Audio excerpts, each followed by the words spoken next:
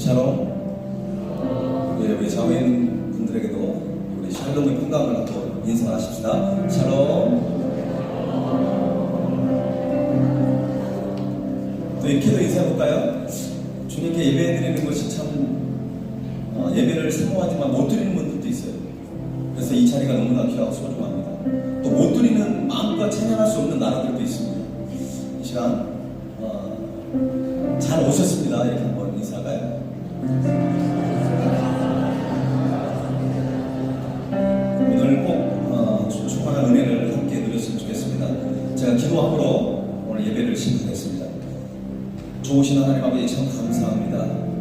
저희들을 하나님의 자녀 삼아주시고 또 예배할 수 있는 특권을 우리에게 주셔서 주님을 마음껏 찬양하며 경배하며 예배할 수 있는 은혜 주신 하나님 감사합니다. 비록 영적으로 후탁한 이 발리 땅이지만 우리가 영적 싸움에 승리하며 이미 승리하신 예수님을 따라가며 오늘 또 살아계신 하나님의 말씀을 또 선포될 때에 우리가 아멘으로 화답하며 또 이 시간 승리하신 주의 이름을 찬양하며 경배할 수 있는 살아있는 예배가 되게 하옵소서. 그냥 매주마다 드리는 습관적인 예배가 아니라 우리의 모든 위선과 가식과 모든 형식은 나사렛 예수 이름으로 떠나가게 하시고 오직 우리의 마음이 주님께 향하며 영혼으로 주님을 찬양하며 전능하신 하나님 앞에 더욱더 예배할 수 있는 우리의 마음을 허락하여 주옵소서. 우리의 찬양과 경배와 예배 받기에 합당하신 예수님의 이름으로 기도하옵나이다. 아멘. 할렐루야. 네, 우리 찬양 들을 때 우리 힘차게 우리 함께 일어나셔서 박수 치며 찬양하겠습니다.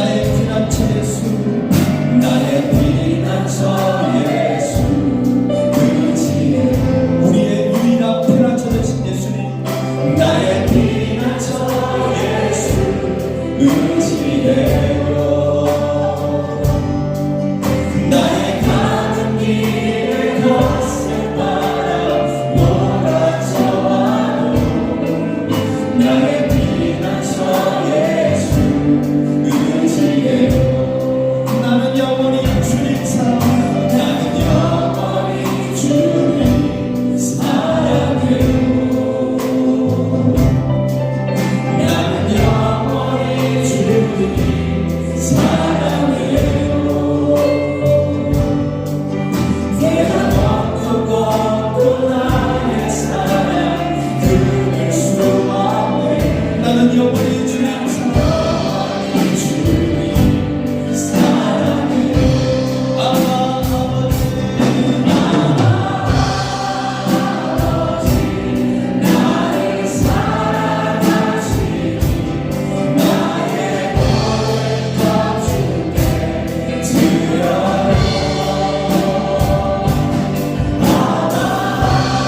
아버지 내가 여기 있으니 주님 영광 위하여 서주세요. 아버지 나를 사랑하시니 나의 모든 것 주님께 드려요.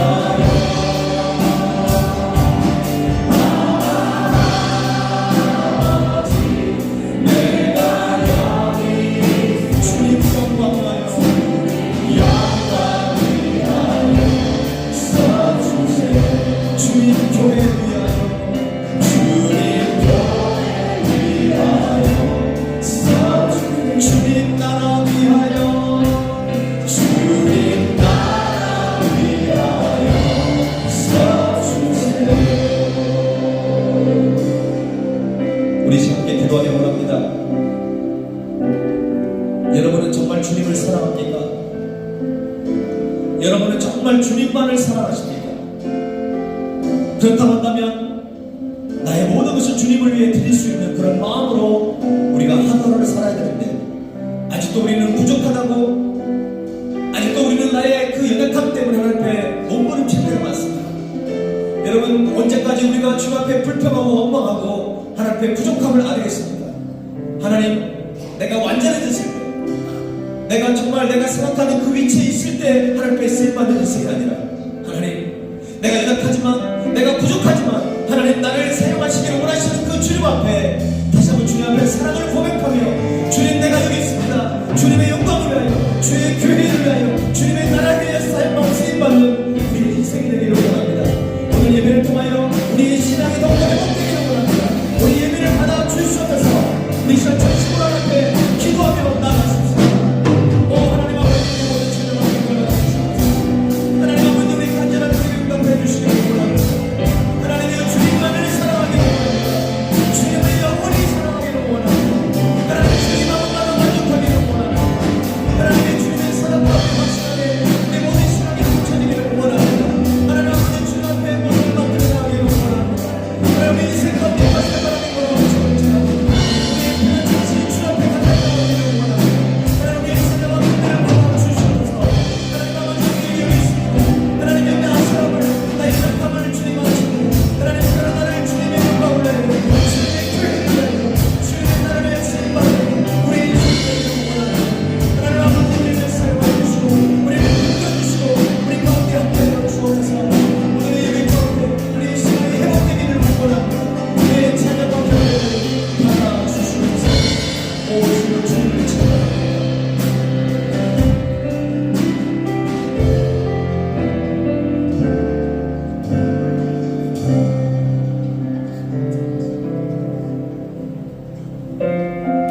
모두 자리에 일어나셔서 이 생각 드리면서 주님께 나가십시오.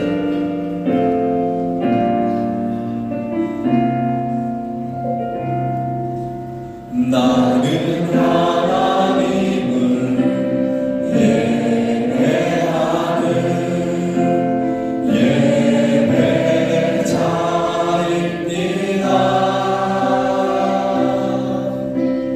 내가 서 있는 곳 어디서나 하나님을 예배합니다. 내 영혼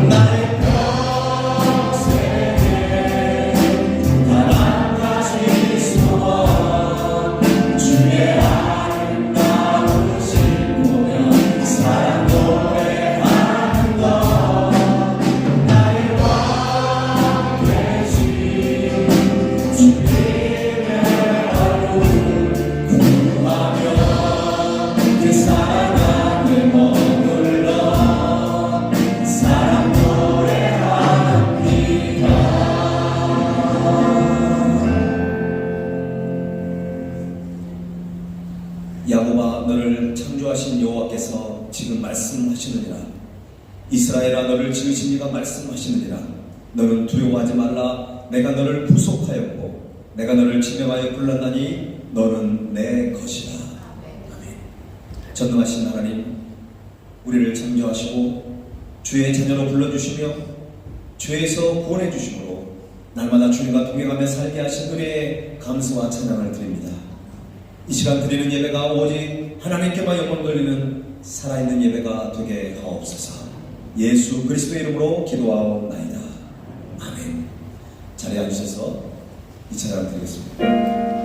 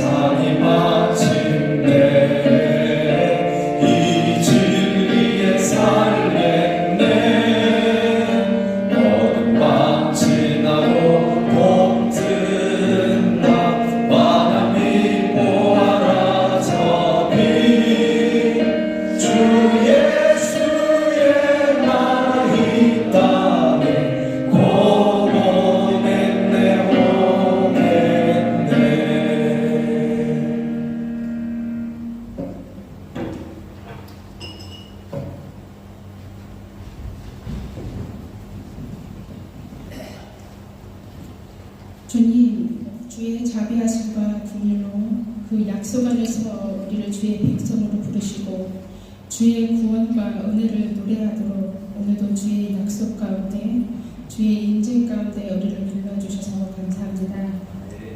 주님의 이름을 높이고 주님의 행하신 일들을 드러내도록 우리를 주의 백성으로 부르셨는데 하나님, 우리로 하여금 세상에 주의 역사하심을 보게 하소서. 그리고 주의 안에 주의 사랑과 은혜가 선포되어지도록 우리 안에 역사하여 주시옵소서.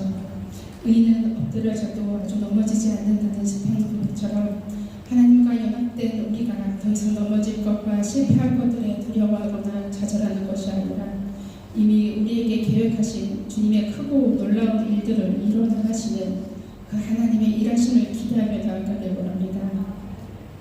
지금 우리가 마음과 합심으로 기도하는 한글학교 건물 계약 문제 또한 창조주 하나님께 올려드립니다.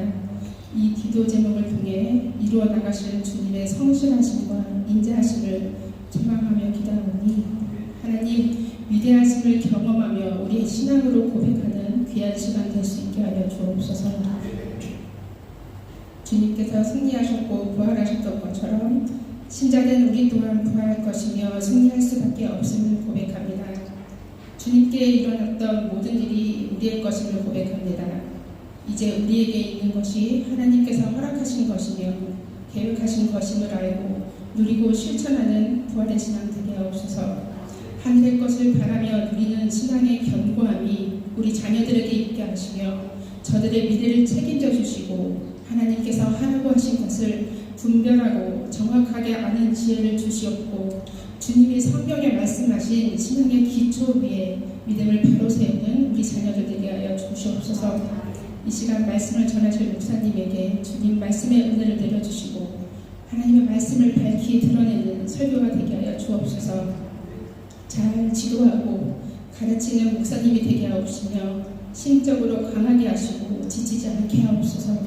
사모님의 건강을 붙들어 주시고 목사님과 함께 아름다운 동역을 이루어가게 하시고 두 분에게 허락하신 자녀들도 믿음 안에서 잘 자라게 하옵소서.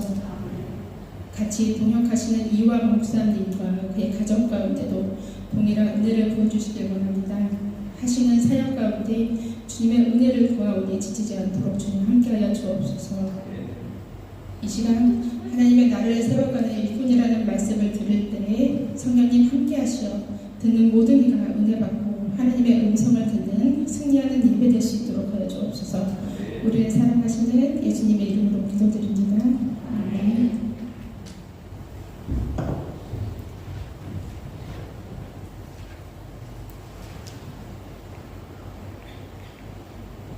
드린 예물을 하나님께 응원하겠습니다.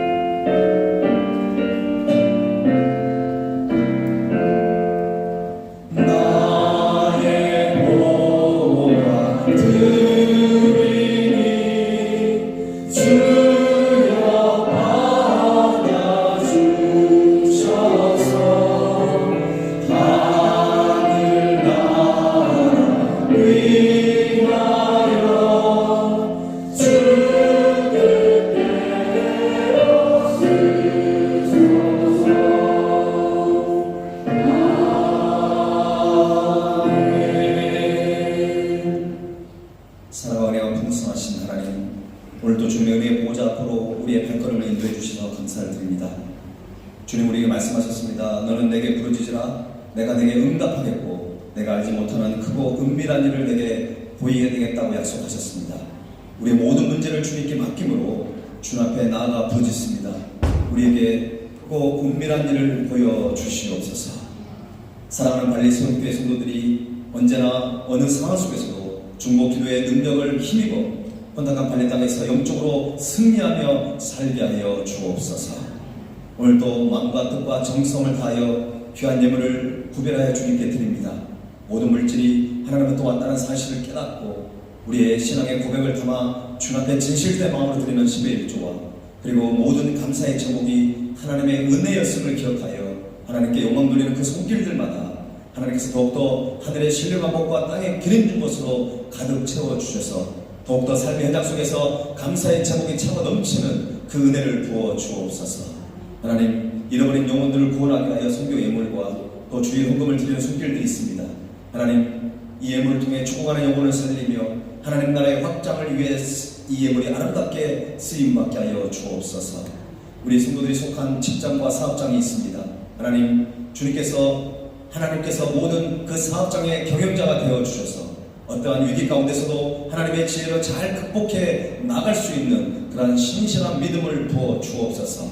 함께 일하는 직원들 하나님 그들에게 주님의 사랑을 전하게 하시고 복음을 전함으로 그 땅이 선교의 현장이 되게 하옵시고 복음의 통로로 쓰임받는 직장과 사업장이 되게 하옵소서.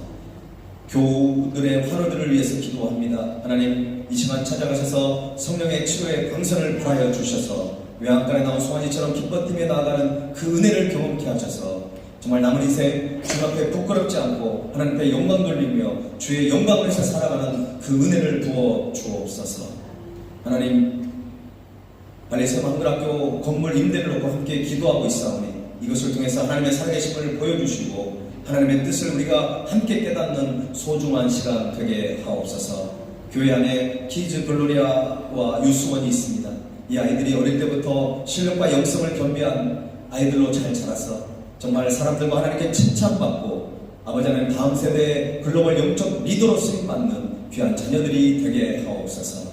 특별히 대학 진학을 준비하고 있는 수험생 하나님께서 붙잡아 주시고 성령의 지혜와 또 하나님의 인도하심을 통하여 정말 하나님의 꿈과 비전을 순적하게 이루어가는 그 길이 될 수 있도록 늘 함께하여 주옵소서. 오늘 여행 중에도 이렇게 주님의 예배를 사모함으로 나온 그 손길들마다 그 발걸음마다 하나님 축복하셔서 섬기시는 교회와 또 저들의 모든 가정 위에 하나님의 평강과 은혜를 가득 채워 주옵소서. 오늘 예배가 오직 하나님께만 영광 돌리는 살아있는 예배가 되기를 간절히 소원하옵고 살아계신 예수님의 이름으로 간절히 기도하옵나이다. 아멘.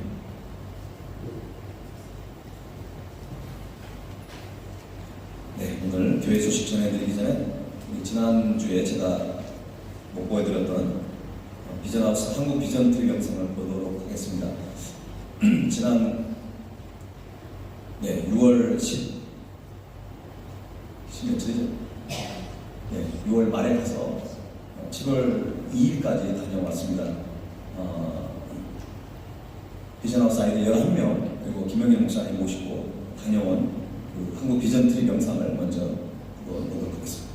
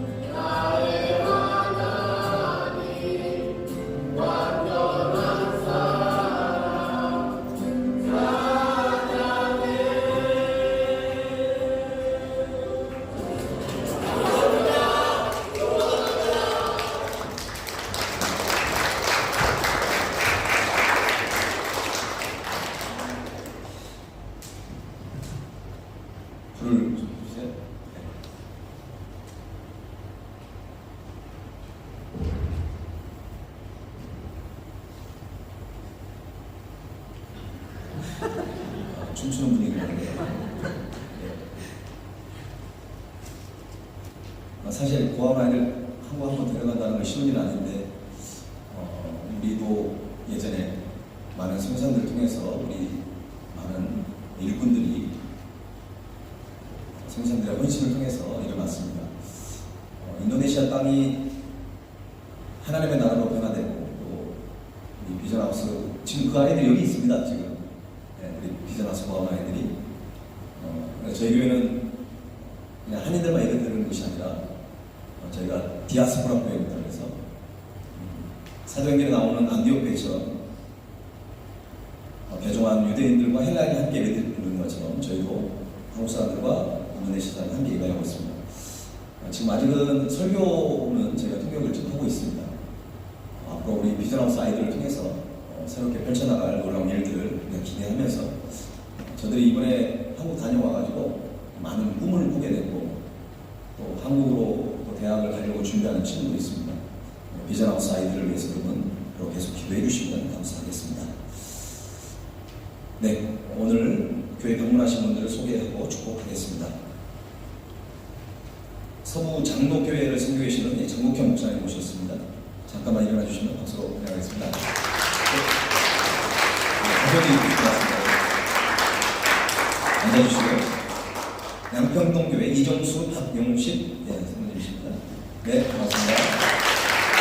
네, 앉아주시고요. 네, 반동의 신주희 선교사님.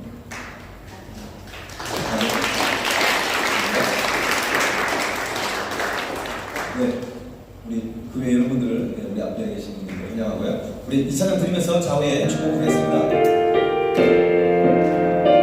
사랑해요, 축복해요.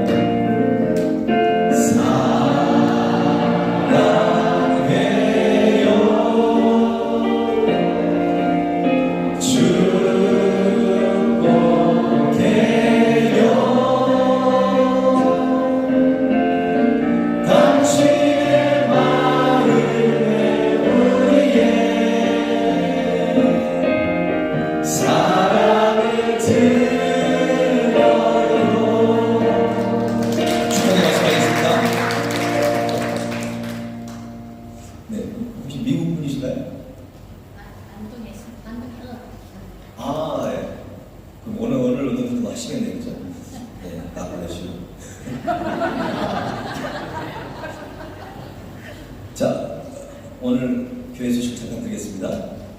다음 주 주일 예배 후에는 예배에는 성북중앙교회 선교팀이 함께 예배합니다. 지금 이번 여름에 한국에서 여름이죠. 성북중앙교회 선교팀과 그리고 이리 신광교회 선교팀이 저희 교회를 방문하고 발리에서 사역이 있습니다. 여러분 기도해 주시면 감사하겠습니다. 성북중앙교회 선교팀은 토요일날, 이번 주 토요일날 들어와서 주일날 함께 예배를 드릴 겁니다. 하반기 포도원 소그룹 모임을 원래 7월 중에 생각했는데 아직 한국에서 돌아오지 못한 분들도 있고 그래서 저희가 좀 준비를 해서 8월 4일, 그러니까 8월 첫째 주부터 좀 진행하려고 합니다. 포도원 정직이 성기 모임은 다음 주에 이 포도원 소그룹 모임을 위해서 잠깐 먼저 저랑 만나도록 하겠습니다.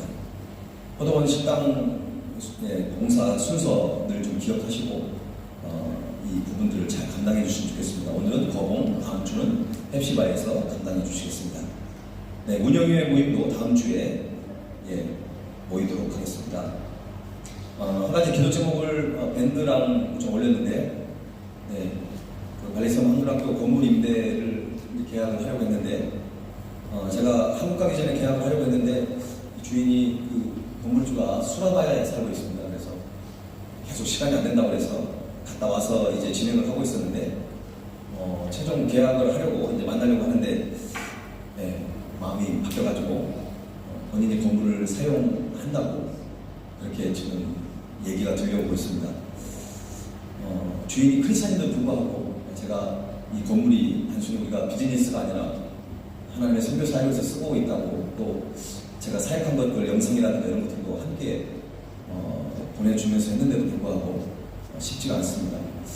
그래도 하나님께 우리가 기도하면서 또 제가 너무나 황당하긴 하지만 그런다고 제가 화를 낼 수도 있는 부분도 아니고 우리가 인내하면서 또 하나님 뜻이 어딨는지 함께 기도했으면 좋겠고 우리가 그 기름을 말하기 위해서는 기도를 했는데 이 계약 자체를 위해서 많이 기도를 못했던 것 같아서 저부터 다시 한번 마음을 좀 추스리고 우리 함께 기도했으면 좋겠습니다.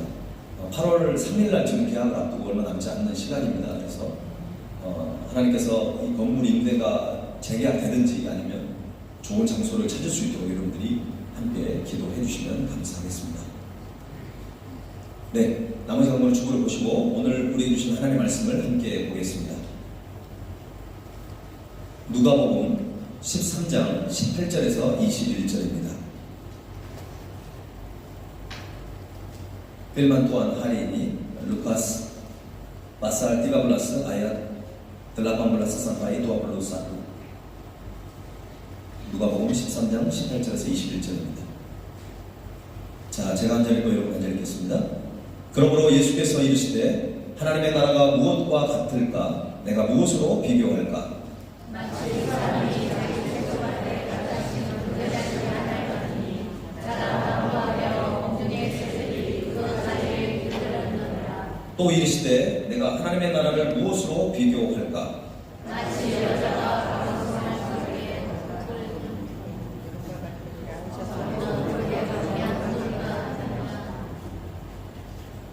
우리 왜 갑자기 두벅거리시는 모르겠네. 우리 마지막 절 같이 한번 다시 읽어볼까요? 마치 여자가 가루 서말 속에 갖다 넣어 전부 부풀게 한 누룩과 같으니라 하셨다. 아멘.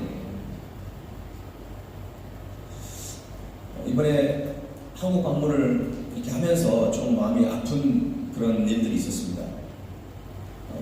요즘에 많은 사람들이 만날 때마다 그냥 가볍게 하는 말이 한국교회가 위기라는 것입니다. 한국교회가 위기라는 말은 한국교회의 미래가 그렇게 밝지 않다는 그런 의미로 이 말을 자꾸 쓰고 있습니다. 실제적으로 미래학자들도 그렇게 주장을 합니다. 아시아 미래인재연구소 최윤식 소장이라는 분은 이미 12년 전에 한국교회 부흥의 잔치는 끝났다는 경고와 미래의 전망을 발표를 했었습니다. 그는 창세기 41장에 나오는 그 애굽의 그 바로 왕의 꿈에 대해서 얘기를 합니다. 그러니까 한국교회가 엄청난 부흥을 이루었을 때는 7년 동안 풍년이 들었을 시기이지만 이제 7년 그 풍년이 지나고 나면 그 바로의 꿈의 내용을 보면 7년의 흉년이 오잖아요.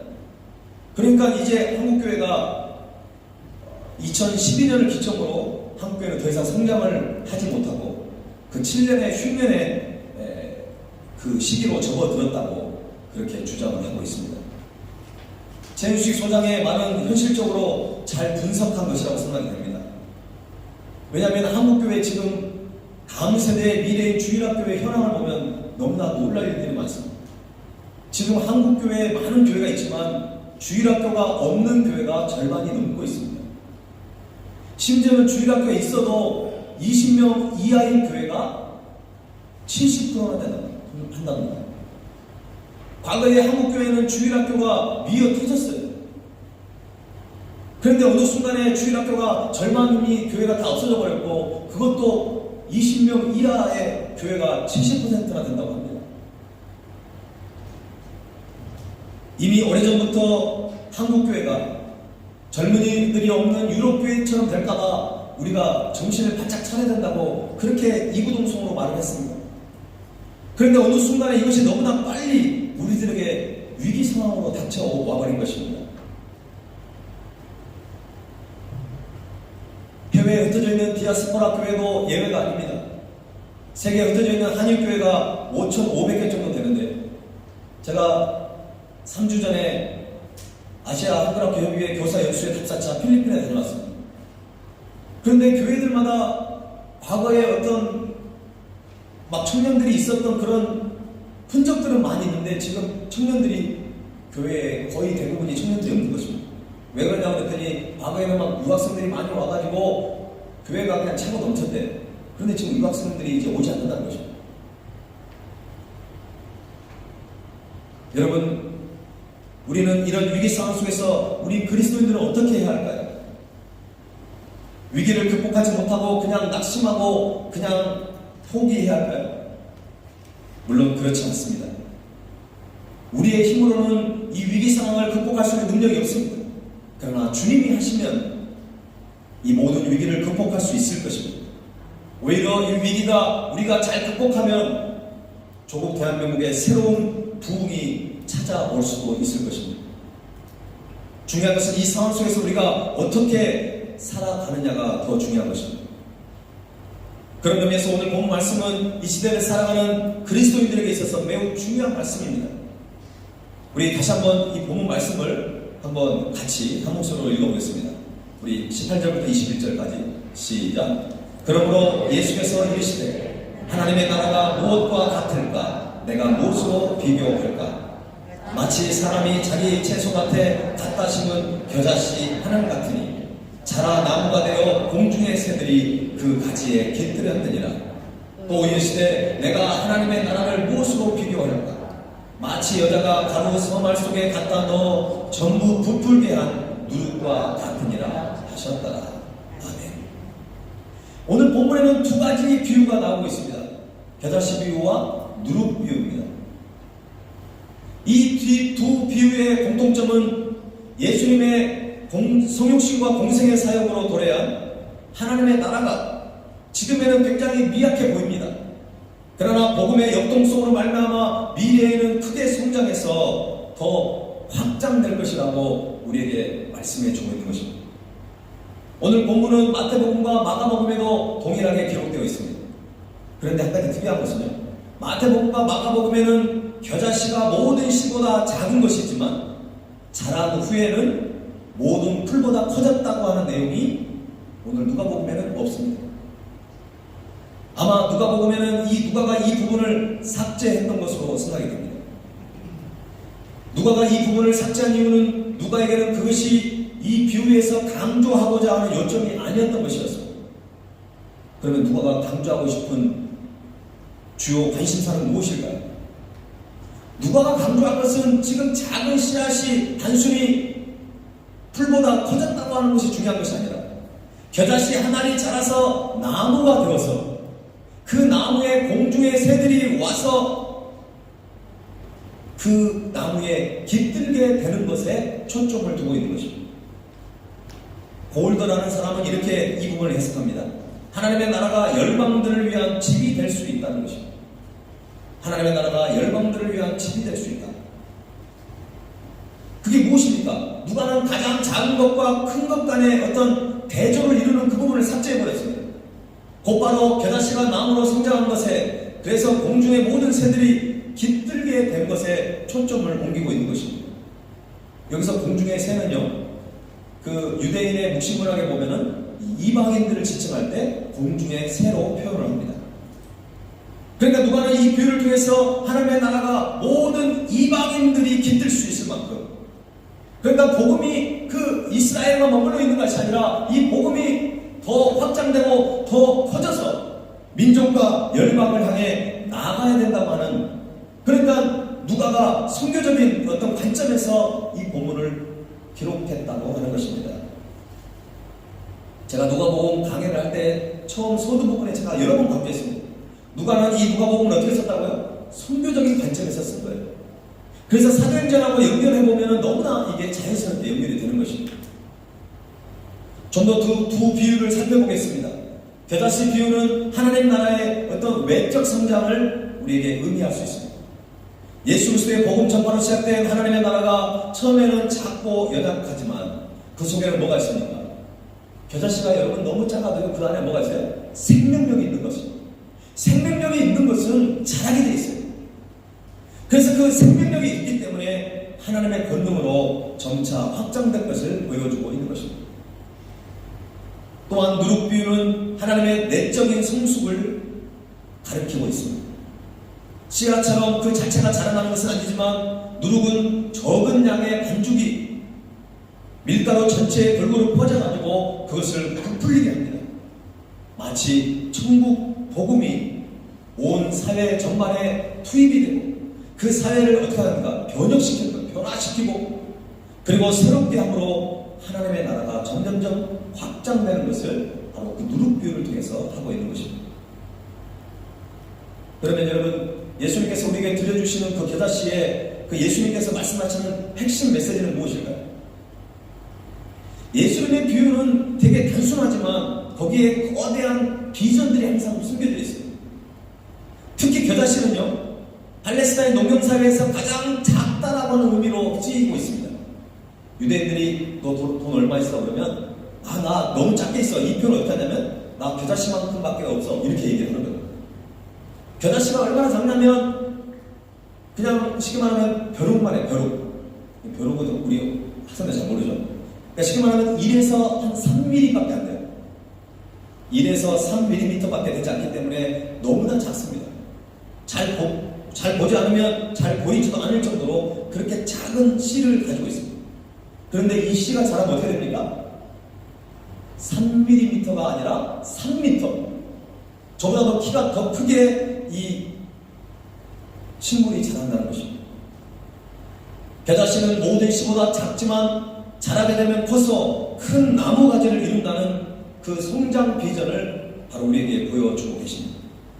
한마디로 작은 것에 무한한 가능성을 바라보게 하는 꿈과 비전의 메시지라는 것입니다. 예수님께서 말씀하시는 씨앗은 무엇입니까? 바로 하나님의 말씀을 뜻합니다. 그리고 그 속에는 생명의 능력이 잠재되어 있습니다. 그래서 우리가 예수님을 믿고 거듭나게 된 것 자체가 말씀의 생명력 때문에 그렇습니다. 베드로전서 1장 23절에 이런 말씀이 있습니다. 너희가 거듭난 것이 썩어질 씨로 된 것이 아니요 썩지 아니할 씨로 된 것이니 하나님의 살아있고 항상 있는 말씀으로 되었느니라. 그러므로 우리는 언제나 하나님의 말씀을 붙들어야 하는 것입니다. 그것만이 우리가 살 길입니다. 복음의 말씀이 위기를 극복할 수 있게 해주는 것입니다. 왜냐하면 복음에는 하나님의 능력이 그 안에 내재되어 있기 때문에 그렇습니다. 그래서 바울이 전도 현장에서 이 복음의 신비의 능력을 그는 아주 생생하게 경험을 한 것입니다. 그래서 그는 로마서 1장 16절에 이렇게 고백하고 있습니다. 우리 함께 같이 읽어봅시다. 시작. 내가 복음을 부끄러워하지 아니하노니 이 복음은 모든 믿는 자에게 구원을 주시는 하나님의 능력이 됩니다. 첫째는 유대인에게 또한 헬라인에게 구원을 주시는 하나님의 능력, 이게 바로 말씀의 능력입니다. 복음의 능력입니다. 근데 이것이 어떤 사람들에만 국한된 것이 아니라 유대인이나 헬라인에게 민족과 열방을 향해 이 복음의 능력이 퍼져나갈 수 있다는 것입니다. 복음 자체가 얼마나 위력이 있는지 이 복음은 누구든지 변화시킬 수 있는 것입니다. 고집센 유대인도 그리고 이성적인 헬라인도 얼마든지 바꿔놓을 수 있는 그런 능력의 말씀이라는 것입니다. 미국의 한 주일학교 교사가 골목길에서 놀고 있는 4명의 아이를 데리고 교회에 데려갔어요. 그리고 그에게 말씀을 가르쳤습니다. 복음을 전했습니다. 근데 아이들이 수업 공부 시간에 떠들기도 하고 장난도 치고 잘 듣지도 않는 것 같습니다. 그래도 열심히 선생님이 이 아이들에게 말씀을 잘 가르쳤어요. 30년 후에 어느 날 그 선생님의 생일날이 됐어요. 그 4명의 친구가 그 선생님에게 연락을 했습니다. 그 당시에는 전보를 쳤겠죠. 근데 그 전보를 쳤던 사람의 4명은 바로 그 골목길에서 놀았던 4명인데 그 사람은 사회에서 엄청난 영향을 끼치는 아이들로 지도자고 성장을 해 있었습니다. 한 사람은 중국 선교사가 되었고, 한 사람은 은행 총재, 한 사람은 미국 대통령 비서관, 그리고 또 한 사람은 미국 대통령 허버트 클라크 후보였다고 합니다. 어떤 한 선생님의 그 가르침이 있는 그 아이들을 통해 하나님은 놀라운 복음의 능력을 통해서 세상을 변화시키고 계셨다는 것입니다. 복음에는 이런 신비한 생명력이 잠재되어 있습니다. 그러면 우리는 오늘도 열심히 복음의 씨앗을 전하고 뿌리는 그런 우리의 삶이 되어야 될 줄로 믿습니다. 자, 그러면 누룩비유는 어떤 메시지를 담고 있을까요? 누룩은 어떤 빵이나 술을 발효시키는 어떤 그 발효제가 있습니다. 그게 바로 이스트라고 하죠. 이스트. 이 비유는 성도의 교회가 사회를 변혁시키는 좋은 누룩이 되어야 한다는 것입니다. 이런 누룩을 하다 보면 이게 엄청난 팽창을 하게 되죠. 만약에 병에다가 그것을 해놓고 뭐 뚜껑을 막았다 그러면 이 병이 폭발할 정도로 그만큼 엄청난 이 힘이 그 안에 내재되어 있는 것입니다. 여러분, 하나님은 저와 여러분을 통해 그리고 교회를 통해 이 누룩처럼 엄청난 영향력을 끼치는 그러한 일을 우리를 통해 행하기를 원하신다는 것입니다. 지금 중국교회는 지하교회뿐만 아니라 삼자교회도 부흥성장하고 있습니다. 물론 선교사들이, 한국 선교사들이 대부분 다 쫓겨났습니다. 그럼에도 불구하고 여전히 지금 부흥하고 있습니다. 기독교 신자의 수가 1억이 넘는 것으로 추정되고 있습니다.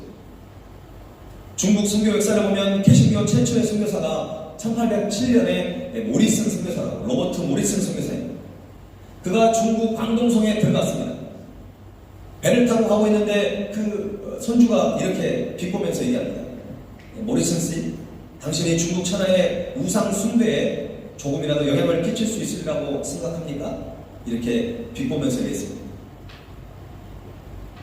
그때 모리슨은 이렇게 얘기합니다. 천만에요. 제 힘으로는 전혀 불가능하지.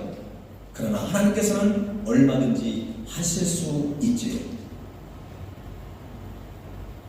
한 사람의 젊은이가 들어가서 선교를 시작한 것이 지금의 1억이 넘는 엄청난 부흥의 역사가 일어난 것입니다. 발레도 선교팀이 옵니다. 어떤 선교팀은 그래요. 우리들이 이렇게 많은 예산을 들여가지고 와가지고 무슨 의미가 있습니까? 라고 얘기하는 그런 선교팀들도 있어요. 근데 그런 사람들은 저는 심각하게 얘기하죠. 제이콥 대 브룸의 얘기도 하고, 그리고 핍박받았던 크리스찬의 얘기도 하면서 한 사람의 그 발자취가, 그리고 토마스 선교사님을 예를 들면서 비록 아무 하는 것이 없어도 마음에 복음을 들고 이 땅을 품고 기도하는 것 자체가 선교의 시작이라는 것이죠. 오늘 여행 중에 참여하신 여러분들도 발리에 그냥 여행만 왔다 가지 마시고, 이 발리 땅에는 힌두인들이 84%, 그리고 이슬람이 13%, 우리 크리스천들은 1.5%밖에 되지 않습니다. 너무나 전도가 시급한 땅입니다. 그래서 이 땅을 품고 함께 기도했으면 좋겠습니다. 여러분, 하나님의 나라는 주가 통치하시고 다스리는 나라입니다. 예수님께서는 하나님의 나라를 겨자씨와 누룩을 통해서 설명하고 계십니다. 그 나라가 비록 지금은 작지만 이것이 점진적으로 확장될 것을 말씀하고 있습니다. 여러분, 중요한 것은 뭐냐면 그냥 아무것도 할 수 없는 연약한 사람들에게 너는 할 수 있어, 이게 아니라는 거예요. 예수님은 지금 너를 통해서 내가 이 일을 할 거야 라고 말씀하신 것입니다. 여러분, 신앙생활을, 또 기도가 여러분 정말 제대로 된 기도를 드려야 돼요. 하나님, 저는 아무것도 할 수 없어요, 저를 통해서 일해주세요. 이런 기도는 조금 잘못됐어요. 하나님, 저는 연약하고 부족합니다. 저는 멀티만도 못합니다. 그러나 하나님은 나를 통해서 놀라운 역사를 이룰 줄로 믿습니다. 확신하면서 기도하셔야 합니다. 그게 바로 주님의 마음인 것입니다. 사탄은 우리로 하여금 너는 할 수 없다고 얘기합니다. 너는 지금 건강이 좋지 않잖아. 너는 가진 것이 없잖아.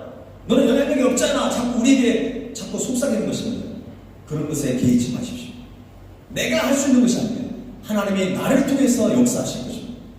하나님이 여러분을 통해 역사할 줄로 믿습니다. 하나님이 여러분의 가정을, 여러분이 섬기는 교회를 통해 놀라운 역사를 이루신다는 것입니다. 겨자씨와 누룩의 공통점은 작게 시작했지만 크게 된다는 것이었습니다. 이는 하나님의 나라가 작은 씨가 나무가 되듯이, 여러분, 나무가 이게 작식물이 자랄 때 소리가 안 나잖아요. 그런데 여전히 자라고 있는 것입니다. 조용하지만 그러나 묵묵히 그리고 견고하게 자란다는 것을 의미하는 것입니다. 그리고 수많은 영혼들이 그 그늘에서 쉬게 하는 것입니다. 그러므로 하나님의 자녀는 언제나 세상의 관점이 아닌 하나님 나라의 관점을 가져야 합니다. 하나님의 나라. 오직 겨자씨와 누룩 같은 역사가 이 땅 위에 일어나길 바라는 간절한 마음으로 생명의 역사를 이루어가는 주님의 참된 제자로 우리가 순종하며 나아가면 되는 것입니다. 모든 그리스도인들은 하나님의 나라를 반영하는 거울입니다. 여러분, 우리가 하나님의 나라의 거울이에요. 거울. 여러분의 인생이 어떻게 살아가느냐에 따라서 불신자들에게 의해서 하나님의 나라가 어떤 나라인지를 알게 되는 것입니다. 여러분이 비록 힘들고 어려운 상황 속에 처해 있지만 늘 기뻐하고 감사하는 삶을 산다고 한다면 사람들이 깜짝 놀라는 거예요. 야, 저래서 예수님 믿는 거구나. 저래서 신앙생활을 해야 되는 거야. 이렇게 생각하는 거죠. 근데 세상 사람들보다 더 속이 좁고 더 나누지 않고 더 베풀지 않고 더 남을 배려하지 않는 그런 이기적인 삶을 산다면 사람들은 내가 저렇게 살 거면 내가 절대 교회에 나가지 않을 것이다 라고 단정해버릴 것입니다. 저와 여러분은 하나님의 나라를 반영하는 거울입니다. 이거를 우리는 꼭 기억해야 합니다. 그러므로 우리는 비록 주님을 처음 믿기 시작할 때는 때로는 작고 미미한 존재였어요. 하지만 말씀에 순종하다 보면 우리의 신앙은 조용하고 묵묵히, 그러나 우리의 신앙은 견고하게 자라게 될 것입니다.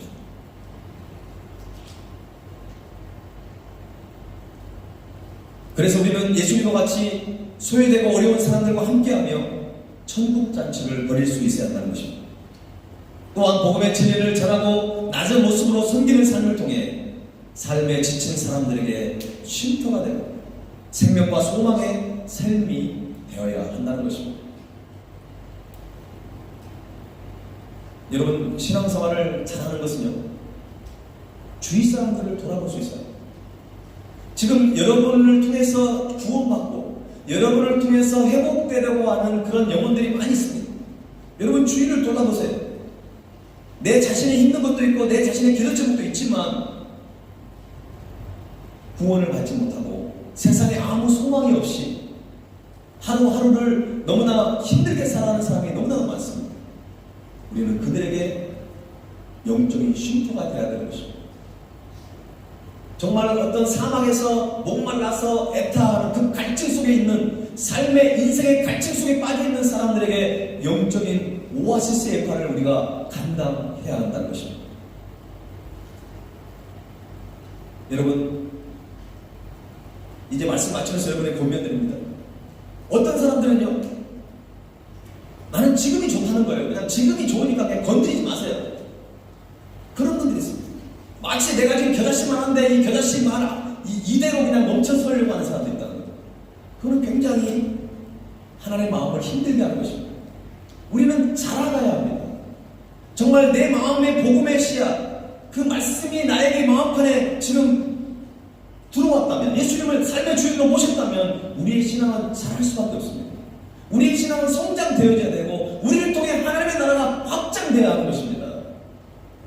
뭐 선교사님들만, 목사님들만 복음을 전하고 그들을 통해서만 하나님 나라가 확장되는 것이 아닙니다, 여러분. 모든 그리스도인들은 하나님의 나라의 확장을 위해서 쓰임받아야 될 그런 존재인 줄로 믿습니다. 아멘입니까? 그런 인생이 복된 인생이고 멋진 인생이고 의미 있는 인생이고 살고 싶은 인생이 되는 것입니다.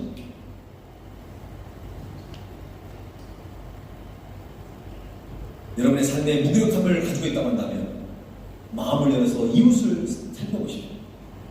그들에게 주님의 사랑을 전해보시고 복음을 전해보세요. 그러면 그 사람이 살아나는 게 아니라 내가 살아나는 거예요. 내가 살 맛이 나는 것이에요. 내가 살아야 될 이유와 존재를 내가 깨닫고 하나님 앞에 기쁨으로 예배할 수 있게 되는 것입니다.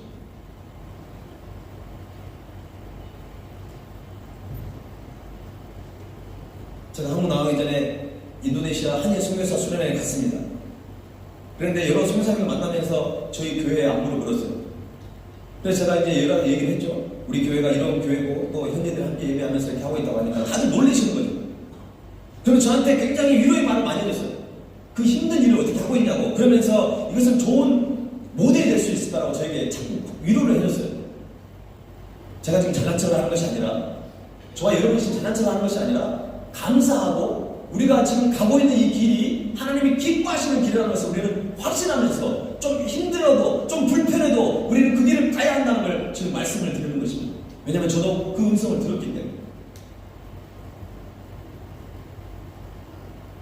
사랑하는 여러분, 우리의 남은 인생 어떻게 보면 그렇게 길지 않아요. 우리가 우리가 살아온 날들도 있었지만 남은 인생 이 땅에서 우리가 영원히 살 수 없습니다. 언젠가는 주님을 만날 것입니다. 우리는 주님을 만날 준비를 해야 합니다. 최고의 준비는 하나님의 나라를 이 땅에 함께 세워가는 그것이 최고의 준비인 줄로 믿습니다.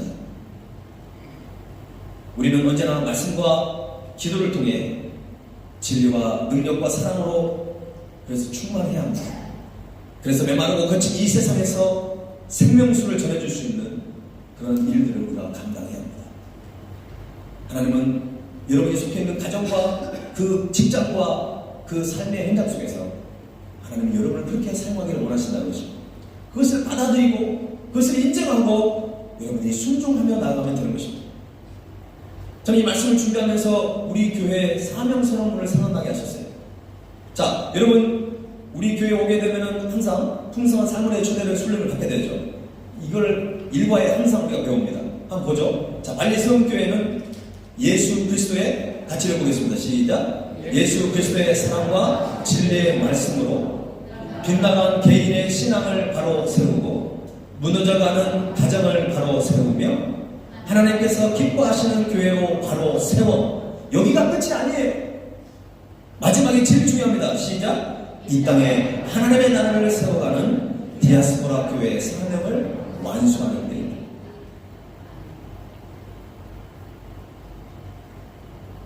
우리 교회가 창립 때 5년 전에 창립하면서 하나님께 기도하면서 하나님 우리 교회의 사명이 무엇이냐고 기도했을 때 하나님이 이렇게 여러 가지로 말씀하셨어요.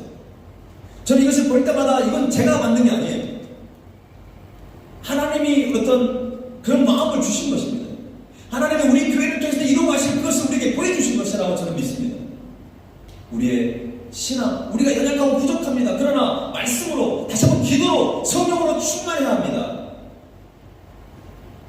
내 자신의 신앙을 좀 가다듬고 좀 정신을 바짝 차리고 영적으로 좀 깨어있고 이제 우리의 가정을 세우고 그리고 교회를 세워서 이 인도네시아 땅에 하나님의 나라를 세워가는 그 일들을 우리가 감당해야 되지 않겠습니까?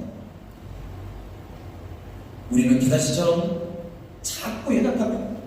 우리는 먼지만도 못한 사람이 될 수 있어요. 그걸 우리는 인정해야 합니다. 그렇지만 그것이 하나님의 전능하신 손에 붙들림만 됐을 때 우리는 하나님의 나라를 세워가는 놀라운 도구로 쓰임받게 될 줄로 믿습니다. 저와 여러분은 하나님의 나라를 세워가는 일꾼입니다. 한번 우리 마지막으로 저와 따라합시다. 나는 하나님의 나라를 세워가는 일꾼입니다. 자, 여기에 손을 얹고 나는 하나님의 나라를 세워가는 일꾼입니다. 이것을 늘 기억하시고 이번 한 주간 동안도 말씀으로 승리할 수 있기를 간절히 축원합니다. 우리 이 말씀을 생각하면서 다 함께 일어나서 찬양 드리겠습니다.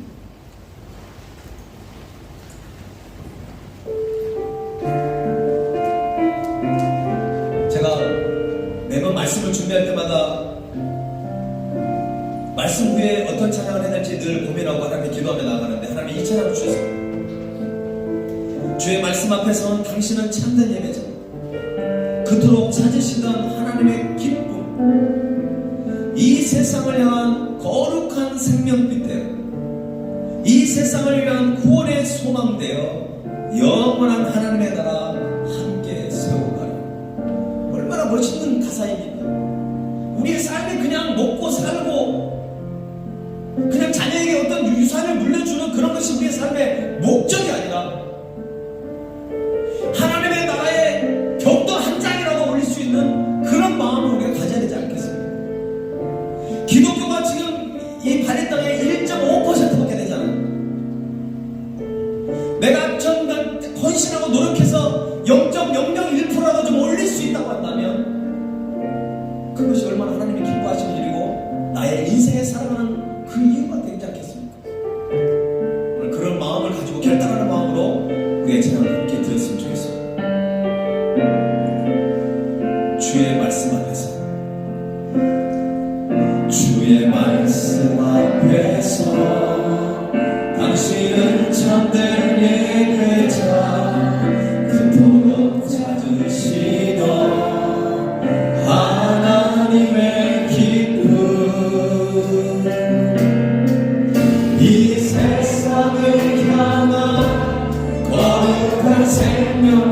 되어 이 세상을 위한 구원의 소망 되어 영원한 하나님의 나라 함께 세워가리.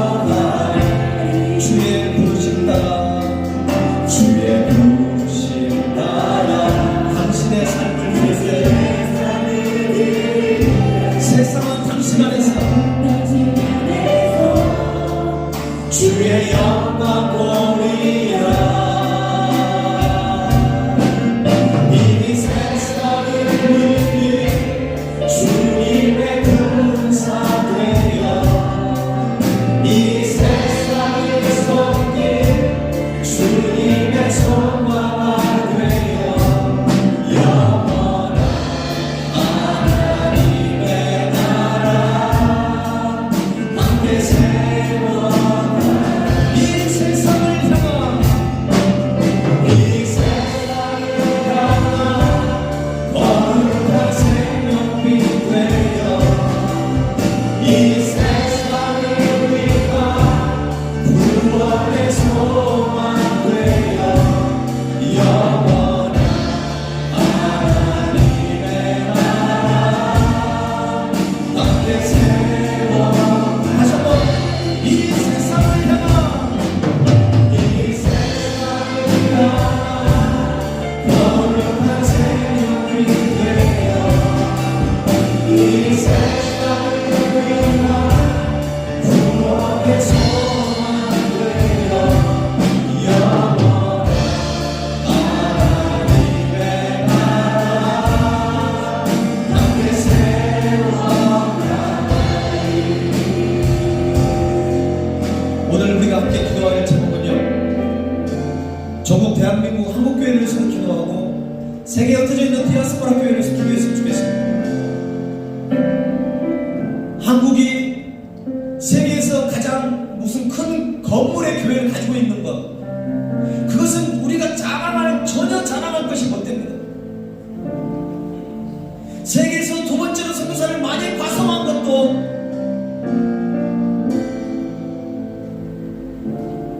한국교회 안에 기독교 이단만 200만 명이 넘는다고 합니다.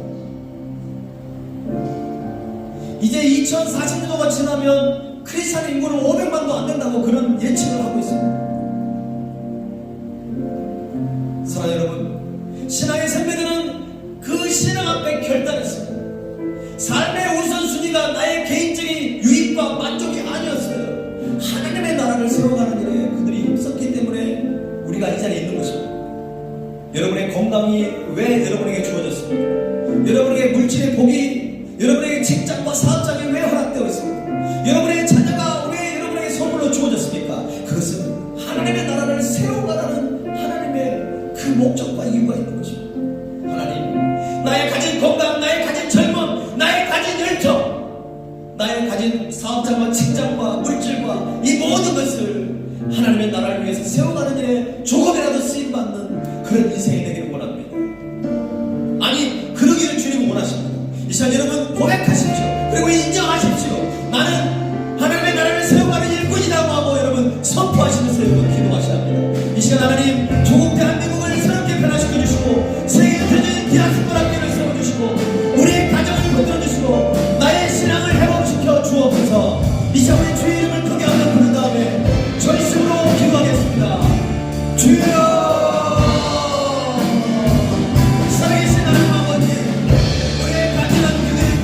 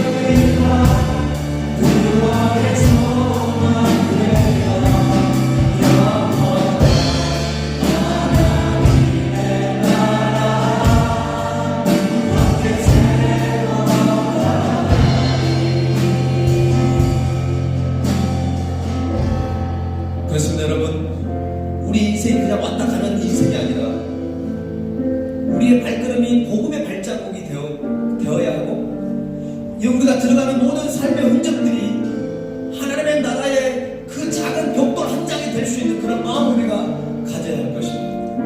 여러분, 우리의 힘으로 세상을 이길 수 없습니다. 그러나 주님이 우리에게 세상을 이길 수 있는 힘과 능력을 우리에게